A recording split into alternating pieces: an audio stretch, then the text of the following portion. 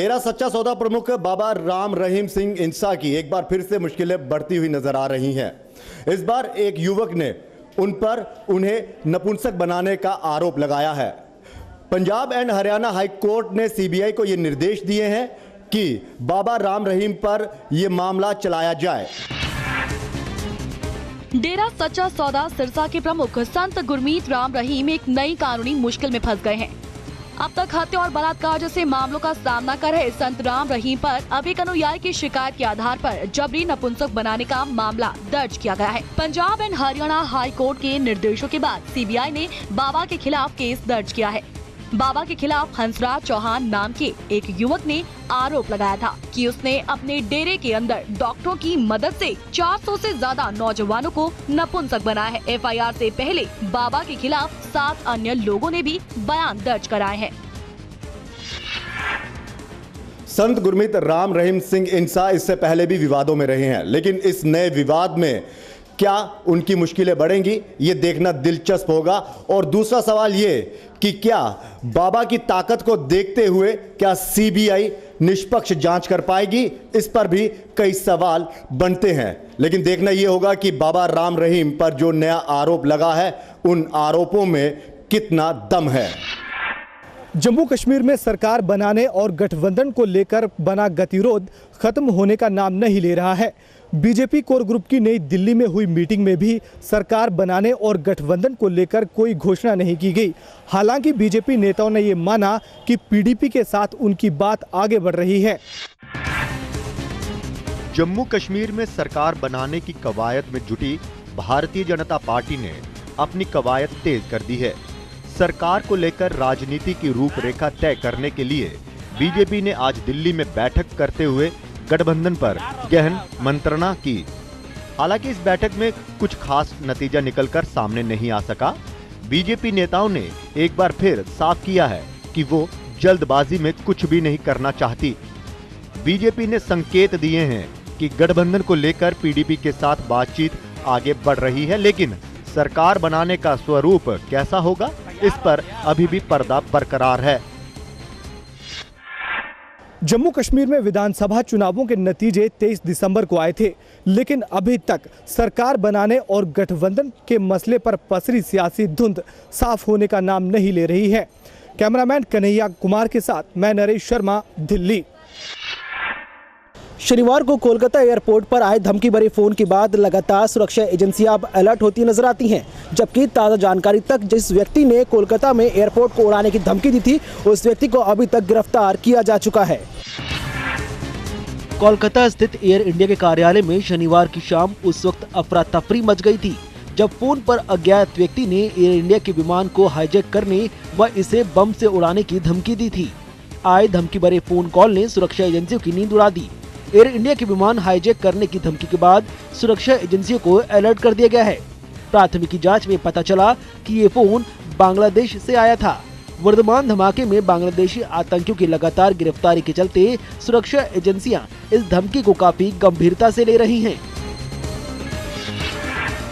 जहां एक तरफ सुरक्षा एजेंसियां अलर्ट हैं, तो वहीं इंटरनेशनल एयरपोर्ट्स पर लगातार सुरक्षा व्यवस्था को और मजबूत किया जा रहा है। साथ ही दुबई, कंधार और दिल्ली की फ्लाइटों पर ज्यादा निगरानी बढ़ती जा रही है। साथ ही वहीं बात की जाए विदेशी विमानों की, तो उन पर भी ज्यादा सतर्कता देने के साथ साथ विदेशी पर्यटकों पर भी ज्यादा मुस्तैदी दिखाई गई है। कुणाल गोस्वामी, संवाददाता, दिल्ली।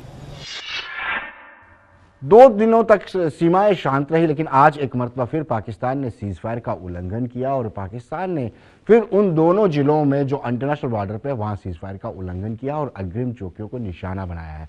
बताया जा रहा है कि पाकिस्तान इस सीज फायर के उल्लंघन की आड़ में बड़ी घुसपैठ कराना चाहता है, क्योंकि लॉन्चिंग पैड पे बहुत सारे मिलिटेंट्स या घुसपैठिए इस फिराक में, इस ताक में है कि किसी की तरीके से सीज फायर के उल्लंघन की आड़ में या कवरिंग फायर की आड़ में घुसपैठ की जाए और किसी आतंकी वारदात को अंजाम दिया जाए।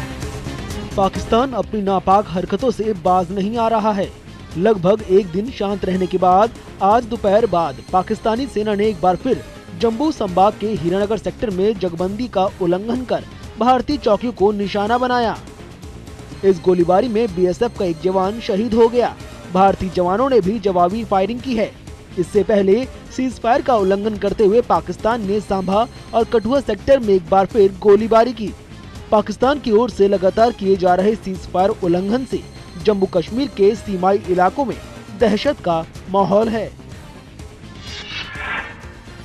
सीमा पर एक मरतबा फिर जो दहशत बनी हुई थी, 2 दिनों तक लोगों ने राहत की सांस ली थी, लेकिन आज दोपहर बाद जिस तरीके से डिस्ट्रिक्ट सांभा और डिस्ट्रिक्ट कठुआ की अग्रिम चौकियों को पाकिस्तानी रेंजरों ने निशाना बनाया, उसके बाद एक मरतबा फिर लोगों में दहशत का माहौल बना हुआ है। हालांकि जो जिला उपायुक्त कठुआ है डॉक्टर शाहिद इकबाल और जिला उपायुक्त सांभा मुबारक सिंह, दोनों से जब बातचीत हुई और उन्होंने कहा कि सब लोग जो इस चपेट में है, जो गांव इसकी चपेट में है, उनको पहले ही सेफर प्लेसेस पे लाया जा चुका है, लेकिन फिर भी 2 दिन शांति रहने के बाद आज एक मरतबा फिर लोगों में दहशत बरकरार है।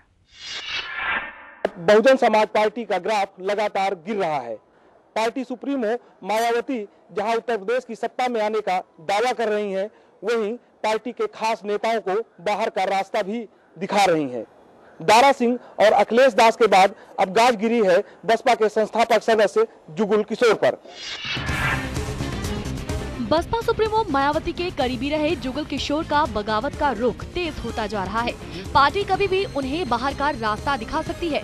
यूपी सरकार में विधानसभा के नेता विपक्ष स्वामी प्रसाद मौर्य ने उन पर गंभीर आरोप लगाते हुए जांच करवाए जाने की भी चेतावनी दी है, जबकि हकीकत है कि जुगल किशोर काशी राम के काफी करीबी रहे हैं। पार्टी के संस्थापक सदस्य होने के साथ ही साथ वो मायावती सरकार और संगठन में अहम पद पर थे। उनकी बसपा के सभी पदों से छुट्टी कर दी गई है। वो राज्यसभा के सदस्य कब तक रहेंगे, ये पार्टी अध्यक्ष मायावती पर निर्भर करता है। बसपा में अगर इसी तरह से तोड़फोड़ जारी रहा तो न केवल मायावती के सपनों को ग्रहण लगेगा, बल्कि पार्टी के वजूद को बचाना भी मुश्किल हो जाएगा। पंजाब में बह रहे नशों के दरिया को रोकने के लिए, इस ड्रग समस्या को जड़ से उखाड़ फेंकने के लिए श्रोमणी अकाली दल और पंजाब के डिप्टी चीफ मिनिस्टर सरदार सुखबीर सिंह बादल ने आज नशा तस्करों के खिलाफ मोर्चा खोल दिया है। पूरे पंजाब में नहीं बल्कि अंतर्राष्ट्रीय सीमाओं पर श्रोमणी अकाली दल के वर्करों, मंत्रियों सहित हजारों लोगों ने वहां धरना प्रदर्शन करके नशा तस्करों को और पूरी सीमा को बंद करने के लिए चेतावनी दी है। कहा है कि आज के बाद पंजाब कभी भी इन नशा तस्करों को बर्दाश्त नहीं करेगा। पंजाब की अकाली भाजपा सरकार अपने दामन पर लगे ड्रग स्मगलिंग के दाग को धोना चाहती है। यही कारण है कि कुछ दिन पहले बीएसएफ पर तस्करी रोकने के लिए नाकाम रहने का आरोप लगाने के बाद आज शिरोमणि अकाली दल ने सभी सीमावर्ती इलाकों में धरने दिए। अकाली नेताओं ने केंद्र सरकार और पंजाब के आम लोगों को ये संदेश देने की कोशिश की कि पंजाब के अंदर किसी भी तरह के नशे का उत्पादन नहीं होता और जो भी नशा आ रहा है वो पड़ोसी देश या पड़ोसी राज्यों से ही आ रहा है। आपको बता दें कि ड्रग स्मगलिंग के मामले पर पंजाब के कैबिनेट मंत्री बिक्रम सिंह मजीठिया का नाम पहले ही उछल चुका है। पंजाब में नशा आतंकवाद को रोकने के लिए क्या ये धरने प्रदर्शन काफी होंगे? ये तो आने वाला वक्त ही बता पाएगा। कैमरामैन विकी के साथ राजेश मेहरा, गुलिस्तान न्यूज, चंडीगढ़। दिल्ली में विधानसभा चुनाव की रस्साकसी शुरू हो चुकी है। कोई भी पार्टी चुनाव प्रचार में पीछे नहीं रहना चाहती है। जिस तरह से आम आदमी पार्टी लगातार जोरों से प्रचार करती शुरू से ही प्रचार करती नजर आ रही थी, वहीं कल बीजेपी ने अपने रथों को लॉन्च करके हर विधानसभा में एक रथ को उतार दिया है। दिल्ली विधानसभा चुनाव अब जल्द होने की संभावना है और ऐसे में हर पार्टी, चाहे वो बीजेपी हो, कांग्रेस हो या फिर जीत का दावा करने वाली आम आदमी पार्टी ही क्यों ना हो, दिल्ली की सत्ता को हासिल करने के लिए हर पार्टी ने अब अपनी कमर कस ली है। लेकिन इस कड़ी में कांग्रेस कहीं भी पीछे नहीं है। मोदी जी की बात पर चलो विकास की राह पर, यही वो एजेंडा है जिसे बीजेपी ने अपने चुनावी रंग में रंगा है। तो वहीं 5 साल केजरीवाल का एजेंडा लिए आप भी जीत का दम भर रही है, जो लगातार युवाओं को फ्री वाईफाई जैसी सुविधाएं देने का काम कर रही है। और अब अगर कांग्रेस की बात करें तो कांग्रेस भी इन चुनावों में कूद चुकी है और इस बार दिल्ली के विकास के लिए कांग्रेस को वोट दें जैसा एजेंडा लिए कांग्रेस भी कहीं पीछे हटती नजर नहीं आती।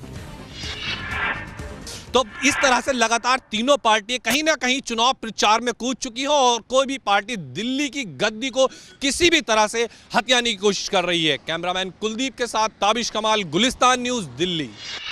जम्मू कश्मीर पुलिस ने 2015 के लिए एक नई शुरुआत करते हुए ख्वातीन पर हो रहे मजालिम को रोकने के लिए लेडीज फ्लाइंग स्क्वाड का क़याम अमल में लाया और बाज़ाब्ता तौर पर आज से इसकी शुरुआत हुई और शहर के मुख्तलिफ इलाकों में फ्लाइंग स्क्वाड्स को लगाकर यह साफ किया गया है कि ख्वातीन के खिलाफ हो रहे मजालिम को किसी भी कीमत पर अब बर्दाश्त नहीं किया जाएगा।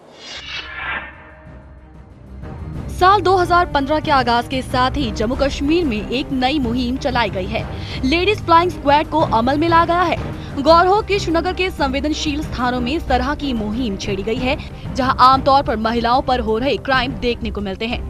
गौर हो कि पिछले दिनों कश्मीर में एक लड़की पर तेजाब फेंकने की घटना प्रकाश में आई थी और इस घटना के बाद ही कश्मीर की हाई अथॉरिटीज ने ये कदम उठाया है। अभी तक 2 जगहों पर फ्लाइंग स्क्वाड को रखा गया है और धीरे धीरे आगे भी फ्लाइंग स्क्वाड को तैनात किया जाएगा ताकि महिलाएं और लड़कियां अपने आप को सुरक्षित महसूस कर सकें। जम्मू कश्मीर पुलिस का एक नया चेहरा सामने आया है। 2015 में लेडीज फ्लाइंग स्क्वाड को बनाकर ये पैगाम दिया गया है कि 2015 में अब किसी भी कीमत पर ख्वातीन के खिलाफ हो रहे जराइम को बर्दाश्त नहीं किया जाएगा।